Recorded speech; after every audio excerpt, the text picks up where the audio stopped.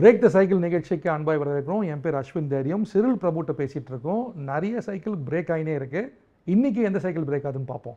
Cyril, ரொம்ப சந்தோஷமா இருக்கு உங்கள்கிட்ட பேசுறதுக்கு. நீங்க இவ்வளோ டைம் எடுத்து பேசிட்டு இருக்கீங்க என்னோட. இன்னைக்கு கூட நான் வரும்போது யோசிச்சுட்டே இருந்தேன், எவ்வளோ காரியம் நடந்துச்சு. இன்னைக்கு இதெல்லாம் இந்த எபிசோட்ஸ்லாம் பண்ணும்போது இதை பார்க்கும்போது தான் தெரியுது எவ்வளவு தூரம் கடந்து வந்திருக்கோம் இந்த 12 வருஷத்துல. இது 7வது எபிசோட் தான். ஆனா இன்னைக்கு 7வது பாக்குறவங்க கண்டிப்பா இந்த 6ஐயும் பார்க்கணும். கண்டிப்பா. அப்பதான் இந்த 7வது சைக்கிள் புரியும் நினைக்கிறேன். கண்டிப்பா கண்டிப்பா. போன பதிவுல நீங்க சொல்லும் போது கிட்ஸ் டு கரியர் அதை பத்தி பேசணும். கரெக்ட். ரொம்ப வித்தியாசமா இருந்துச்சு. You are not only giving the fish, you are teaching them how to catch the fish. Correct. இன்னைக்கு அந்த சொல்லும் போதே நீங்க ஒன்று சொன்னீங்க, திருப்பியும் ஒரு ப்ராப்ளம் வந்துச்சுன்னீங்க. கரெக்ட். அந்த பிரச்சனை என்ன, எப்படி அதுல இருந்து மேற்கொண்டீங்க? கண்டிப்பா. ஸோ என்னாச்சு, இப்போ பிள்ளைங்க படிக்கிறாங்க. ஆமா, பிள்ளைங்க காலேஜுக்கு போறாங்க. ஆமா, காலேஜுக்கு போறாங்க. பிள்ளைங்களோட லைஃப் ஸ்டைலை மாத்துறதுக்கு கிட்ஸ் கரியர்னு ஒன்று கொண்டு வந்துட்டோம். என்ன ஆகுது, பிகாஸ் இந்த கிட்ஸ் கரியர் வந்ததுக்கு அப்புறம் இந்த பிள்ளைங்க காலேஜுக்கு போறேன், டெக்னிக்கல் ஸ்கூலுக்கு போறேன், ட்ரேட் ஸ்கூலுக்கு போறேன்னு சொல்ற இந்த பிள்ளைங்க இருக்காங்கல்ல, அது கடகடன்னு வளர்ந்து 2000 பிள்ளைங்க இந்த நெக்ஸ்ட் 4 இயர்ஸ்க்கு ரெடி ஆயிடுவாங்க. இது ஒரு யூனிவர்சிட்டி மாதிரி ஆயிடுச்சு. கரெக்ட் ஆகுது. ஸோ என்னோட தாட் ப்ராசஸ்லாம் என்னென்னா அஸ்வின், இதை ஒரு சஸ்டெயினபிள் மாடலாக மாற்றணும். கரெக்ட். ஏதோ வந்தோம் போனோம் யாரோ ஐயோ இவன் நல்லா பண்ணுறான்னு சொன்ன அதில் என்ன பிரயோஜனம்? கைத்தட்டல் நமக்கு என்ன பிரயோஜனம்? இது ஒரு சஸ்டெயினபிளாக இருக்கணும்னு ஒரு தாட் இருக்குது. ஸோ இதை சஸ்டெயினபிளாக கொண்டு போகணுன்னா இந்த பிள்ளைங்களை கொண்டு போய் வெளி காலேஜில் விடுறதோ ஸ்காலர்ஷிப் கொடுக்கறதோ நல்லது தான். ஆனால் அதில் ஒரு இன்வெஸ்ட்மெண்ட்டில் எந்த ரிட்டர்னுமே இல்லைன்றது தெரியுது. ஓகே. ஸோ ஒரு தாட் வருது, நம்ம இதையே நம்மளே பண்ண என்ன, இவங்களுக்கு கொண்டு போய் காசை கொடுக்குறோம், அதில் ஒன்றுமே பிரயோஜனம் இல்லை. ஸோ டிசம்பர் மாதம் செனட்டர் ஸ்டைன்பர்க்னு ஒரு ஆளை போய் பார்க்குறேன். அவர் தான் நார்த் கேரளினா பிரிசன்ஸ் எல்லாம் நிறைய பண்ணியிருக்கார். பிரிசன் ரிஃபார்முக்கெல்லாம் நிறைய. செனட்டர்னா நம்ம நேயர்களுக்கு கொஞ்சம் புரிய வைக்கணும். ஸோ ஒரு இது 2 விதமாக பார்க்கலாம். ஒன்று ஒவ்வொரு ஸ்டேட்லேயும் ஒரு செட் ஆஃப் காங்கிரஸ்மென் இருப்பாங்க, ஒரு செட் ஆஃப் செனட்டர்ஸ் இருப்பாங்க. ஆனால் சென்ட்ரலாக ஃபெடரலாக பார்க்கும்போது அங்கேயும் ஒரு காங்கிரஸ்மென் செனட்டர். இவங்க எப்படி பண்ணுவாங்கன்னா ஒவ்வொரு ஸ்டேட்டுக்கும் 2 செனட்டர். ஆனால் எவ்வளோ பேர் இருக்காங்களோ அதுக்கு ஏற்ற மாதிரி காங்கிரஸ்மென் வேரி. சின்ன ஸ்டேட்டாக இருந்தால் கம்மியான காங்கிரஸ்மென், பெரிய ஸ்டேட்டாக நிறையா இருக்கும். ஸோ ஒரு செனட்டரு இவர் நல்லா பண்ணுறாருன்னு சொல்லிட்டு நான் அவரை போய் பார்க்குறேன். பார்க்கும்போது அவர்கிட்ட சொல்கிறேன், எனக்கு காலேஜ் ஆரம்பிக்கணும், ட்ரேட் ஸ்கூல் ஆரம்பிக்கணும் மாதிரி இருக்குது, நீங்கள் என்ன நினைக்கிறீங்க அப்படின்னு கேட்குறேன். அவர் சொல்கிறாரு, ரொம்ப நல்ல ஐடியா, சரி நீங்கள் நிச்சயமாக பண்ணணும் அப்படி சொல்கிறாரு. அப்போ நான் சொன்னேன் அவர்கிட்ட, கரெக்டு தான், ஆனால் சொல்கிறது ரொம்ப ஈஸி. ரொம்ப ஈஸி. ஒன்று நல்லா பண்ணுறேன். கரெக்டு. நான் சொன்னேன், இதில் எனக்கு ஒரு ஆஸ்க் இருக்குது. அவர்கிட்ட, என்ன வேணும் உனக்கு? என்னை 5.5 மணி நேரம் ஓட்டிட்டு பார்க்க வந்திருக்க, உனக்கு என்ன வேணும் அப்படி கேட்குறாரு அவர். அப்போ நான் சொன்னேன், நார்த் கேரளினாவில் மட்டும் 33,000 இன்மேட்ஸ்லேருந்து 28,000 இன்மேட்ஸ் ஆயிடுச்சு. சவுத் கேரளினால 26,000லேருந்து 15,000 குறைஞ்சிருச்சு. இப்போது every 1000 inmates that I stop from coming into prison is a $45 million save per year.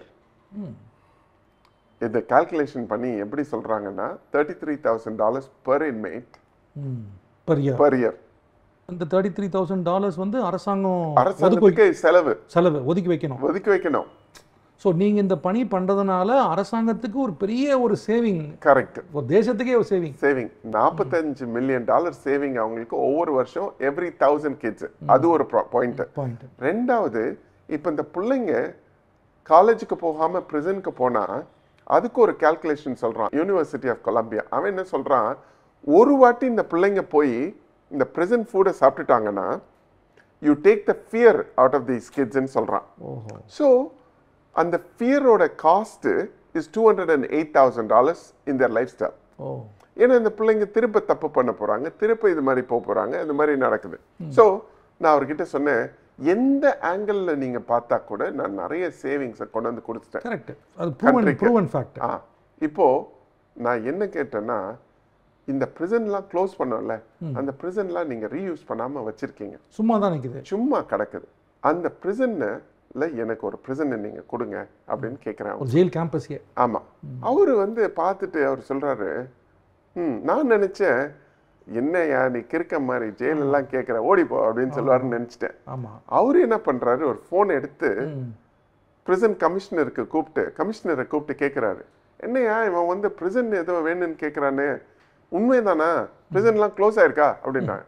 அப்போ அந்த கமிஷனர் இவர்கிட்ட பார்த்து சொல்றாரு, ஆமாங்க பிரிசன்லாம் க்ளோஸ் ஆயிடுச்சு, சும்மா கிடக்க கொஞ்சம் அப்படின்னு சொல்றாரு. சும்மா கிடக்கா, அதை எடுத்து இவன்கிட்ட கொடுத்துட்டானே அப்படின்றாரு. சும்மா அது கடைக்கு போற மாதிரி. ஆமா. கமிஷனரும் சரின்னு சொல்றாரு. ஸோ இந்த வேலை ஆரம்பிக்குது. டிசம்பர் 2021 ஆரம்பிக்குது. கமிஷனர் சரின்னு சொல்றாரு கொடுக்கறதுக்கு. இப்போ எப்படி கொடுக்கறதுன்னு அவங்களுக்கு ஒரு பிரச்சனை. ஏன்னா ஒரு கவர்மெண்ட் ப்ராப்பர்ட்டி எடுத்து ஒரு பிரைவேட் ஆளுக்கு கொடுக்க முடியாது unless there is a law that is changed. Correct. இப்போ இந்த நேரத்துல நான் வந்து என்ன பார்லிமெண்ட்டுக்கே போகணும். போய் அவங்க கிட்ட வந்து ஒரு லா சேஞ்ச் பண்ணாதான் இதை கொடுக்க முடியும். இல்ல அந்த லாக்குள்ள இதை பிரிசனுக்கு கொடுக்கலாம் அப்படின்னு நீங்க இன்க்ளூட் பண்ண கொடுக்கலான்னு சொல்றாங்க. ஸோ இந்த வேலையை பண்ணணும். இந்த நேரத்தில் நான் என்ன யோசிக்கிறேன்னா, இதுக்கு ஒரு சொல்யூஷனை கொண்டு வந்துட்டோம், சொல்யூஷனை போய் காட்டுறோம். ஆனால் அந்த சொல்யூஷனோட நான் நிற்கல அஸ்வின். நான் என்ன பண்ணேன், என்ன மாதிரி ட்ரேட் ஸ்கூல் எனக்கு வேணும் அப்படின்னு ஒரு டாக்குமெண்ட் பண்ணிட்டேன். அந்த கிளிப்பை போட்டு காட்டும். ஆமாம், ஸ்ட்ரைட்டாக அந்த வீடியோவே பார்த்துருங்க. ஏன்னா அதுக்கு ஒரு பேரை வச்சுட்டேன், அதுக்கு ஒரு டாக்குமெண்ட் எழுதிட்டேன், அதுக்கு ஒரு வீடியோவையும் போட்டுட்டு இதெல்லாம் ஒரு 10 நாளைக்குள்ள நடக்குது. திருப்ப போய் அந்த செனட்டரை போய் பார்க்க போறேன். ஸோ அந்த கிளிப்பை பார்க்கலாம்.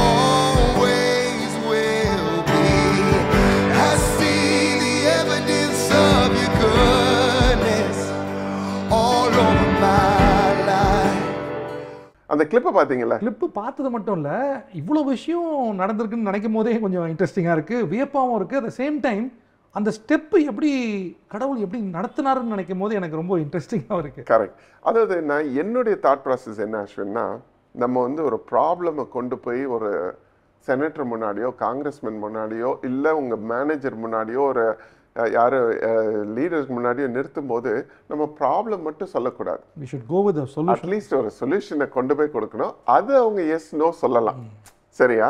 அப்புறம் அந்த சொல்யூஷனுக்கு எஸ் நோ சொன்னதுக்கு அப்புறம் எஸ்ஸுக்கு அப்புறம் என்னன்னு அவங்க நம்ம கிட்ட கேட்க போறாங்க. ஸோ அதுக்கும் நம்ம ப்ரிப்பேர்டாக இருக்கணும், சரியா? ஸோ அதனால நான் என்ன பண்ணேன், கடகடன்னு இதுக்கு ஒரு பேரை வச்சுட்டேன். அடுத்த எபிசோட்ல I'll come and talk about the name and what we are going to do there. ஒரு 5 ட்ரேடு உள்ள கொண்டு வந்து சேர்க்கறதுக்கு நம்ம சொல்லிட்டோம். அவங்க கிட்ட டாக்குமெண்டேஷனும் கொடுத்துட்டோம். அது ஒரு சைக்கிளில் போயிட்டு அவங்க வந்து சொல்றாங்க, 100 இயருக்கு உனக்கு லீஸ் பண்ணி தரேன், ஒவ்வொரு வருஷத்துக்கும் 1 இயர் $1 நீ எடுத்துக்கோ, ஒரு வருஷத்துக்கு வாடகை $1 நீ எடுத்துக்கோ, நீ பிரிசன் எடுத்துக்கோன்னு சொல்றாங்க. ஸோ நானும் வந்து நல்லதா அதுங்களுக்கு ஆமா $1 தானே, ஒரு வருஷத்துக்கு $1 தானே, எங்கேயுமே கிடைக்காது. கிடைக்காது அப்படின்னு. அப்போ நான் உங்கள்கிட்ட கேட்குறேன், இதுல ஏதாவது ஒரு கேட்ச் இருக்கா அப்படின்னு சொல்லி கேட்குறேன். ஆமா இவ்வளோ கம்மியாக கொடுக்குறாங்க. அப்போ அவங்க சொல்றாங்க, $1 வாடகை, ஆனா நீ வந்து சேஞ்ச்லாம் அதுல பண்ண முடியாது, நீ வந்து அதுல இருக்கிற மாதிரி எடுத்து அதுல இருக்கிறதுக்குள்ளே சும்மா நீ வந்து ஒரு கிளாஸ் நடத்திக்கலாம் அப்படின்னு சொல்றாங்க. நான் சொன்னேன், இல்லை எனக்கு அது மாதிரி வேண்டாம், எனக்கு வந்து இந்த ப்ரிசனை முழுமையா மாத்தி கொடுத்துருங்க, அப்படிதான் எனக்கு வேணும் அப்படின்னு சொல்லிட்டேன். ஸோ அங்கேருந்து என்ன நடக்குதுன்னு அடுத்த எபிசோட்ல சொல்றேன். ரொம்ப இன்ட்ரெஸ்டிங்காக இருக்கு. நேர்களோடு நானும் வெயிட் பண்றேன். அடுத்த எபிசோட் நம்ம சந்திச்சு எப்படி சைக்கிள் பிரேக் ஆகுது, இது பிரேக் ஆனதுனால எப்படி மாற்றம் வருதுன்னு நம்ம பார்ப்போம்.